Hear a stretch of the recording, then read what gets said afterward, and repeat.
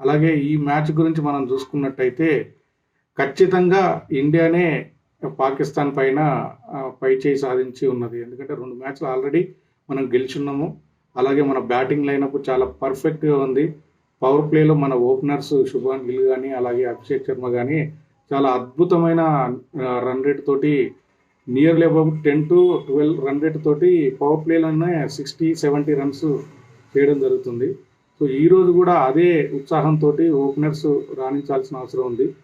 ఇంకొక ముఖ్యమైన పాయింట్ ఏంటంటే ఈరోజు ఖచ్చితంగా సూర్యకుమార్ యాదవ్ కూడా ఒకవేళ ఓపెనర్లో ఏ ఒక్కరు విఫలమైనా ఫస్ట్ డౌన్లో లేదా సెకండ్ డౌన్లో వచ్చే సూర్యకుమార్ యాదవ్ మిడిల్ ఆర్డర్లో ఖచ్చితంగా అతను ఒక మంచి ఇన్నింగ్స్ ఆడాల్సిన అవసరం ఉంది. ఎందుకంటే ఇప్పటి వరకు ఇన్ని ఇన్నింగ్స్లో అంటే దాదాపు ఈ ఏషియా కప్ ఆడిన దాదాపు 5-6 మ్యాచ్ల్లో ఓన్లీ ఒక్క మ్యాచ్లో, అది కూడా లీగ్ స్టేజ్లో పాకిస్తాన్ తోటి ఆడిన మ్యాచ్లో 47 రన్స్ హైయెస్ట్ రన్స్గా సూర్యకుమార్ యాదవ్ చేయడం జరిగింది.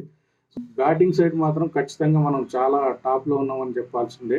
సో ఓవరాల్గా మనం ఈ ఫైనల్ని మనం చూసుకున్నట్టయితే ఇండియానే హాట్ ఫేవరెట్గా ఉంది. సో ఖచ్చితంగా పాకిస్తాన్ పైన ముచ్చటగా 3వ సారి గెలిచి మనం రికార్డు సాధించాలని చెప్పేసి నేను ఇండియన్ టీంకి ఆల్ ది బెస్ట్ చెప్తున్నాను. సో ఎలాగో మన భారత ప్రభుత్వం ఆపరేషన్ సింధూర్లో భాగంగా పహల్గామ్ అటాక్కు ఏ విధంగా అయితే సర్జికల్ స్ట్రైక్స్ చేసి మనం విజయం సాధించామో వాళ్ళ యొక్క బేస్ని ఎలాగైతే మనం మొత్తం భూస్థాపితం చేశామో, సో ఇప్పుడు క్రికెట్లో కూడా మన ఇండియన్ టీము పాకిస్తాన్పై ఈ ఏషియా కప్ ఫైనల్లో 3వ సారి గెలిచి ఖచ్చితంగా కప్పుని కైవసం చేసుకొని పహల్గామ్ ఉగ్రదాడిలో అమరులైన వారికి ఒక ట్రిబ్యూట్గా ఈ ఫైనల్ నిలవాలని చెప్పేసి కోరుకుంటూ I wish you all the best team India. Thank you.